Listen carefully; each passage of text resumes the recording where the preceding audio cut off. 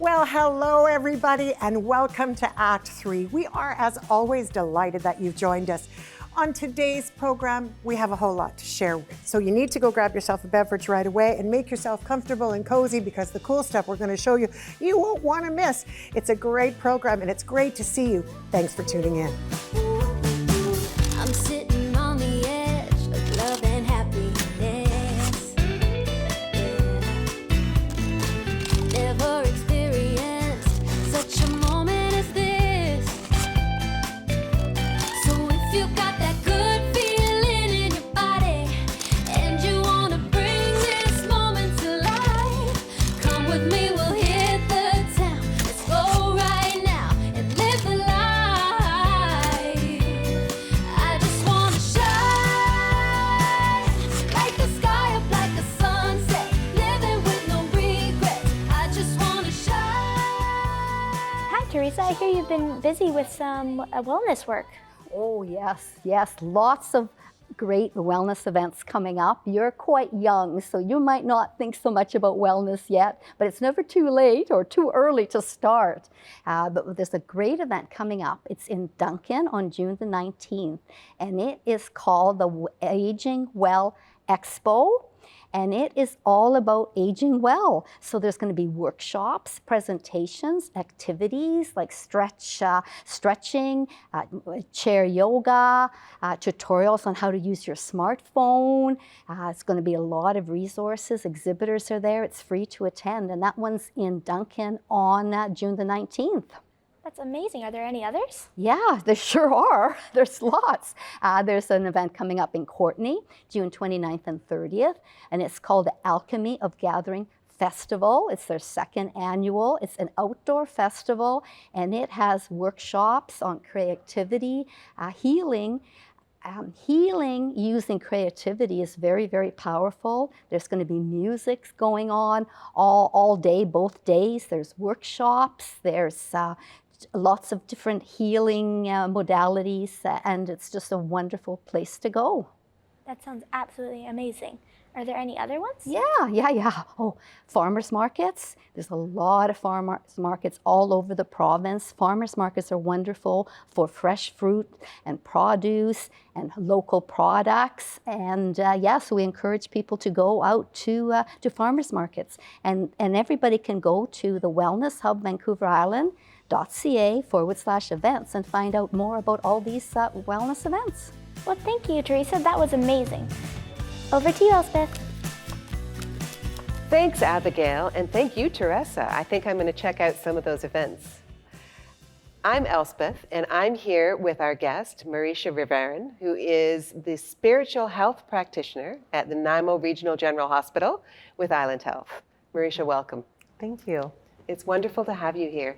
And it's so interesting to hear about what you do. So when we think about going to the hospital, we often think about physical health. We don't often think of spiritual health. Can you tell us a little bit about what you do?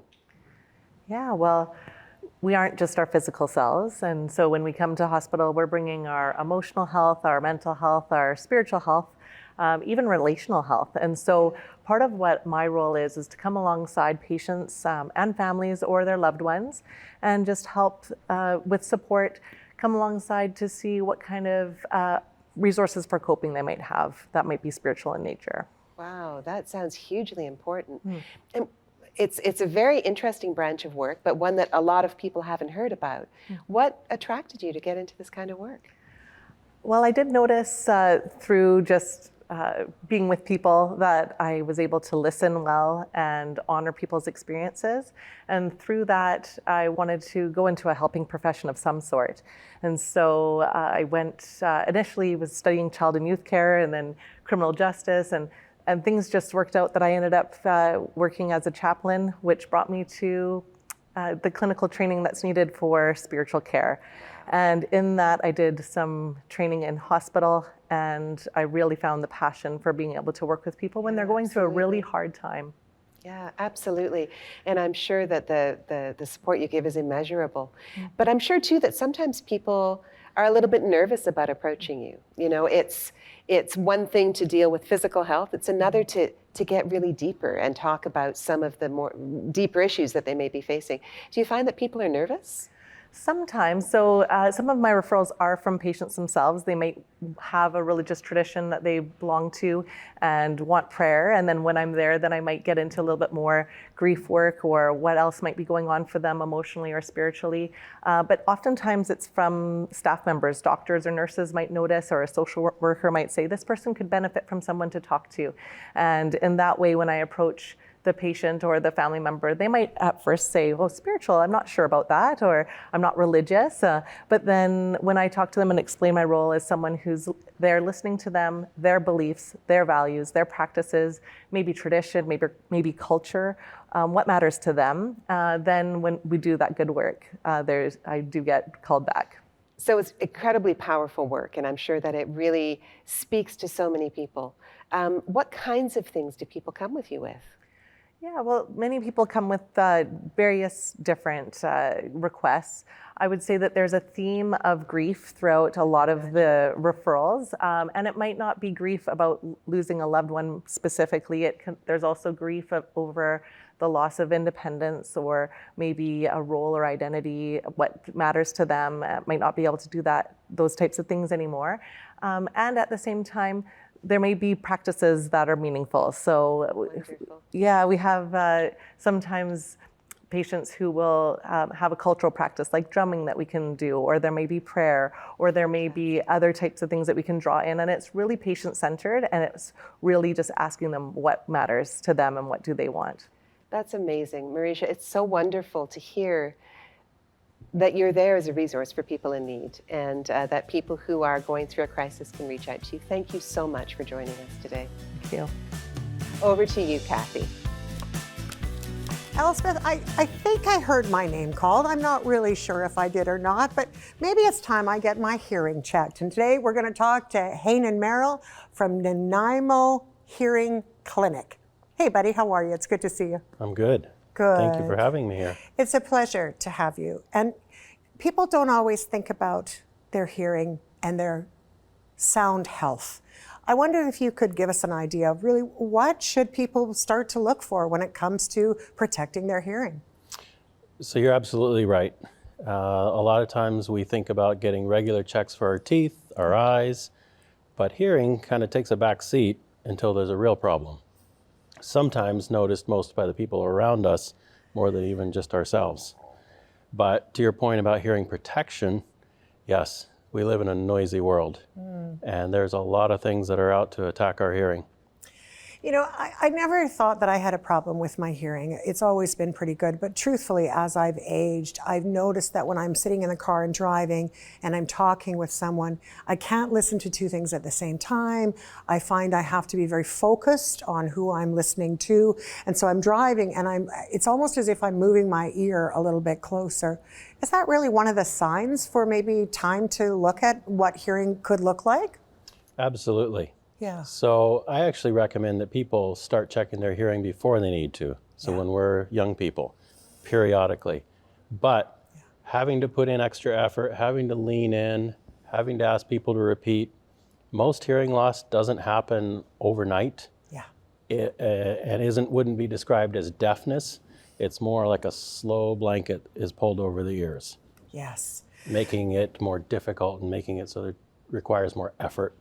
So I know we only have a short time today, but just very quickly, what would be the first, like how should a person check their hearing? Should they reach out to you directly? What does that look like for people? So you do not need a physician referral to get your hearing checked. Okay. You can simply phone up a local hearing clinic like ourselves and book an appointment. When you're younger, just a simple hearing check takes 10, 15 minutes. It's all you need. When you're a little older and you're actually noticing some problems, we may do more of a diagnostic test, which again is a painless event that takes 20 to 30 minutes.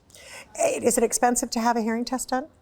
No, sometimes they're free, sometimes they're under $100, depending on the level of work that we need to do. That's fantastic. Thank you so much for letting us know. Sorry it's such a short interview, but we're going to move on to Alexis and we'll have you back and we'll talk a little bit more about our hearing health. Looking forward to it.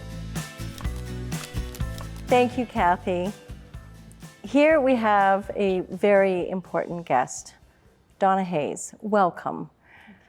You are here with Fair Care Alliance. I would love very much to know if you would share with us, what is Fair Care Alliance? Thank you, Alexis. I appreciate the opportunity to share what the Fair Care Alliance, who we are and what we're working on.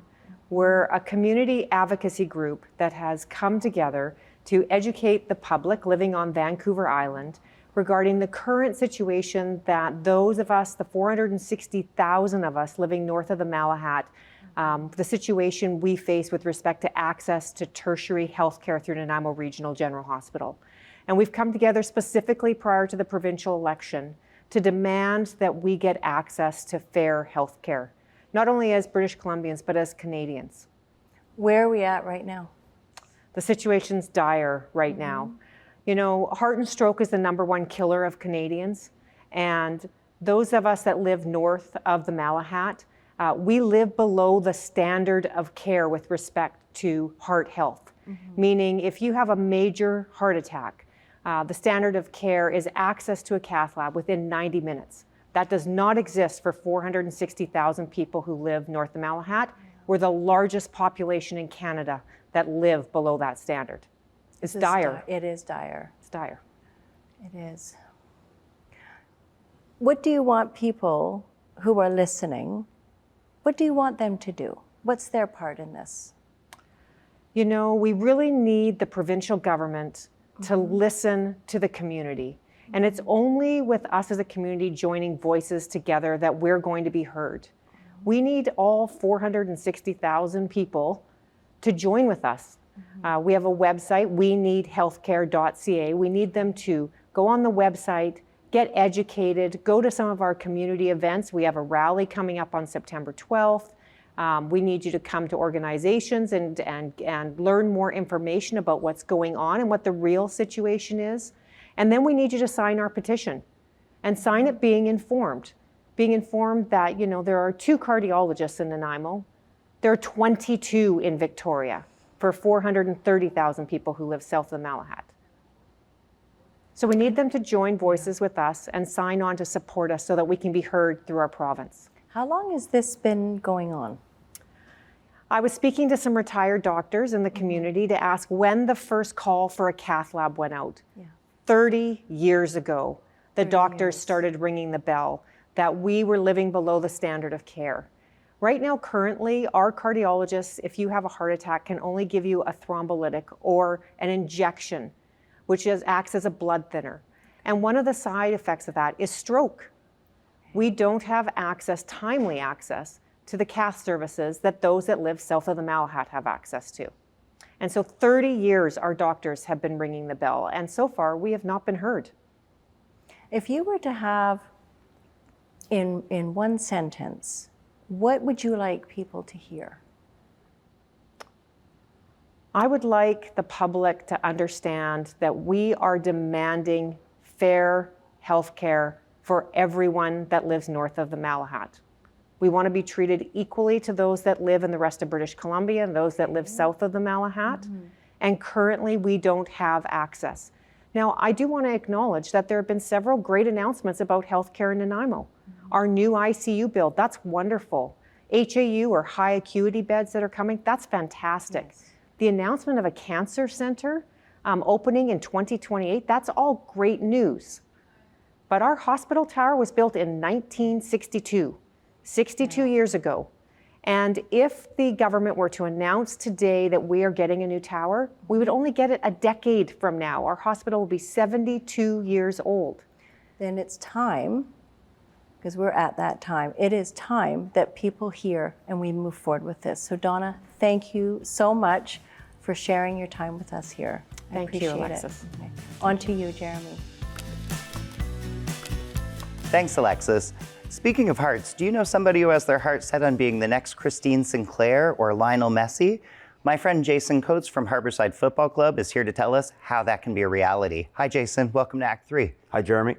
What's Harbourside Football Club? This is a new outfit, if I'm not mistaken. It's the newest game in town. It's a semi-pro soccer team, men's and women's.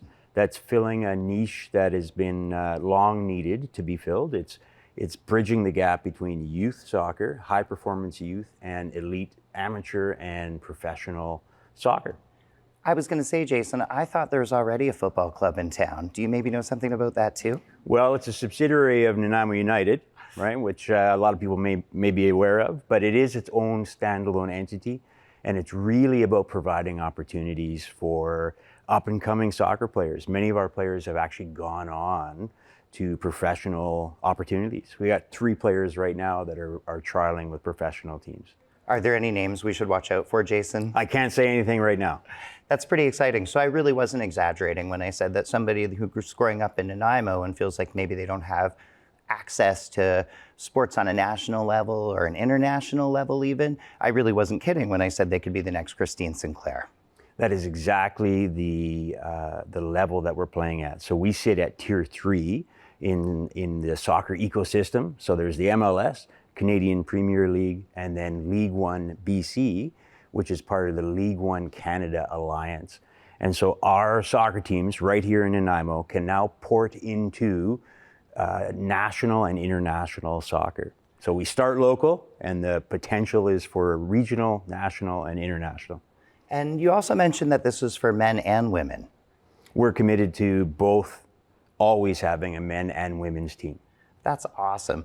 How can folks in the community support Harbourside Football Club if they wanted to, or join? Well, joining is a tryout process, but to support, the best thing you can do is go buy a ticket at harboursidefc.ca, come to a game. It's a lot of fun. And what's the age brackets that folks can join from? You said that it was a tryout process? So it's an open age team, but it's designed for U23 players. So 18, 19, 20, 23, 24. We have a few older players, but it's really designed for those youth to adult transition players. Jason, I've always known soccer as a community building activity. Why do you think it's important that Nanaimo have access to this? Well, I think as any community, and you've heard it from some of your other guests, activity for life, active for life, and community involvement is vital. We are focused on our region, so we're really trying to provide regional players opportunities to port into the national game. So providing a little equity and sportsmanship for north of the Malahat as well. 100%, yeah. That's fantastic. When's your next game coming up? June 22nd. June 22nd. 1 p.m. for the women, 3:30 for the men. And how many folks where is that going to be located? At Kikinishtuk Stadium, so NDS Field. Oh, the NDS Field. Folks will love that. The new stadium district, yeah. Thanks very much. Jason, thanks for joining us today. And we look forward to seeing some superstars from you in the future. We're going to pass it over to my brother in Beardleyhood, Kevin Wagner. Thank you very much, Jeremy. Lucky for you and I, Jeremy, I'm joined today with 2 people that are here to sell us razors. Gentlemen. No, I'm not. We are here with 2 gentlemen, familiar faces, Dan Puglass, Tom Rogeby. We sat here about a year ago with Reconciliation Theatre. Thanks very much for joining us, guys. It's my pleasure, Kevin. I didn't know you needed a beard to get in, but I'm glad I spent my last year doing that for you. That's why I'm stuck with him. That's all right, yeah. There was a second decision on Dan. We decided to let him come in. Tom got to go ahead, yeah. A lot's happened for Reconciliation Theatre in the last year. Tell us about where you guys are now versus a year ago. Oh, wow. It's been really exciting, Kevin. It's been, like I said, a lot of opportunities have been coming our way. We've been able to work with the city on a couple of local events. Our regional tour is growing by leaps and bounds. And just last week, we were the keynote speaker at the Inclusion BC conference at the Vancouver Island Conference Center. So yeah, we couldn't be happier as we head out on our July tour of nations that things are really coming together. Last year has been great. Yeah, and I understand as that year, like throughout the course of that last year, as you've been reaching out, there's been a lot of really positive feedback, a lot of growth, a lot of expansion, it seems. Yeah, well, our membership is thriving. We're up to 3 events a year. Our tour has gone from 2 cities to 6. Yeah, everything is going really well, and we seem to be getting support from funders, which is a big part of the game. Sure So, enough. Yeah. If you're getting funding, you must be doing something right. I hope so. Yeah, I sure really hope enough. so. Well, and when you talk about the current season for your theater, Dan, that brings us to you. Yeah. You had more than just a contribution on stage. You're the first artist in this case. So tell us a bit about what you guys are presenting this year. Yeah, so we're presenting a play that I wrote. I've been writing this play for about 2 or 3 years now. It's called Nice While It Lasted. It's focused on an Indigenous man who leaves his hometown to try and figure out who he was as a person, realizes that he's not as connected with his roots and his culture as he wants to be, and he comes back to his hometown to try and figure out that sort of aspect in his life, while also dealing with the repercussions of leaving everyone that he cares about for 6 years and kind of cutting contact with them.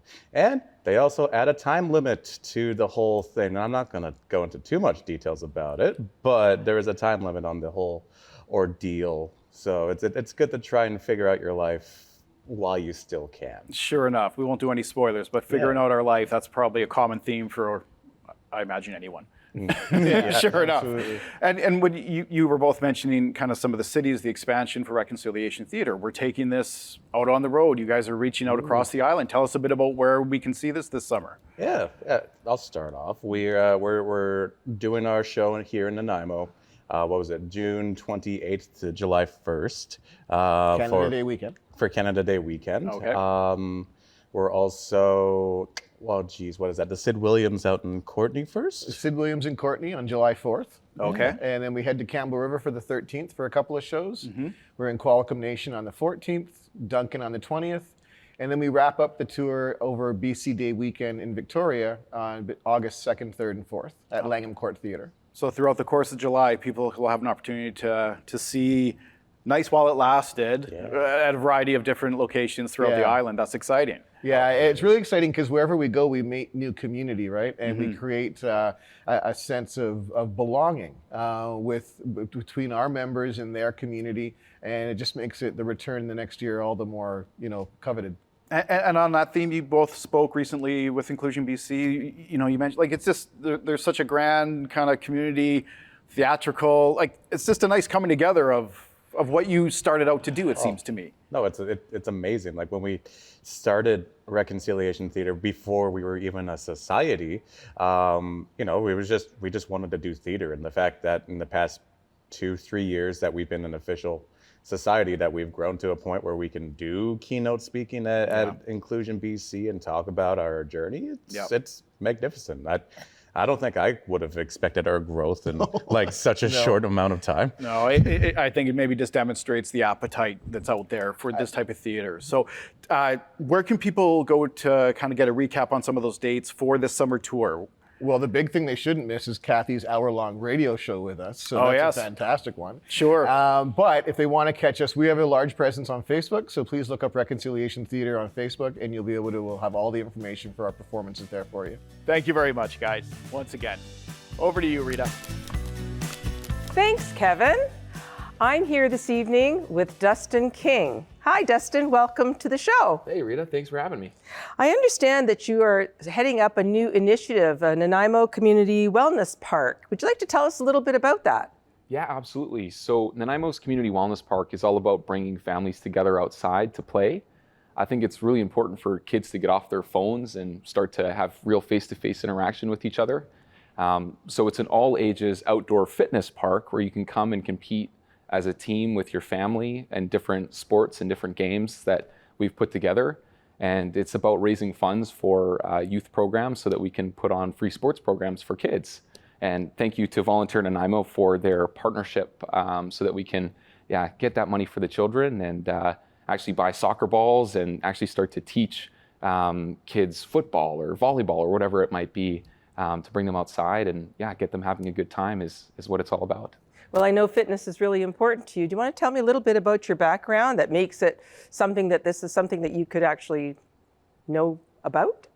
Yeah, it's interesting, my story. I didn't really play outside till I was 25 years old. I know that sounds crazy, but when COVID hit, I went outside for the first time and I looked around and I was like, wait a second, this is free? You can just come outside whenever you want and play and have a good time.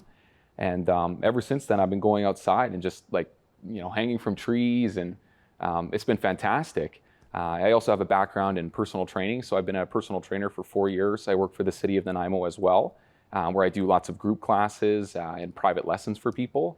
And I realized that there's a lot of things that we're missing in terms of overall wellness in people. I love to coach people on getting physically stronger, but what I see is a lot of mental health that needs help, and spiritual health and emotional health on top of physical health.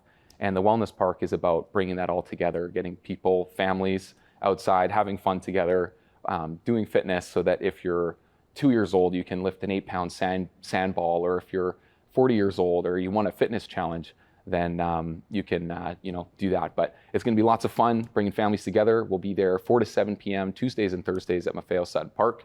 And it's not just for people in Nanaimo. You can come all the way up from any part of the island. It's going to be an awesome event, and it's twice a week. Thanks so much for joining us tonight, Dustin. Thanks. Kathy. Hey, well, it's so great that you came. So great for your interview. Welcome. I'm glad you did that. That's awesome. And thank you for tuning in to Act 3. We are so glad that you stayed with us, and we hope that you have the most wonderful summer. This show does not happen without the incredible volunteers, the volunteer hosts, the volunteer guests, the camera people, the crew. Every single person plays a really important part in making this show happen. And so we're going to have a little bit of a nap for the month of July and August, or the middle of July to the middle of September. We're going to have some single shows without having our big group, so we can all have a nice little nap. We hope that you enjoy your summer. Have a great time. We'll see you next time on Act 3. Right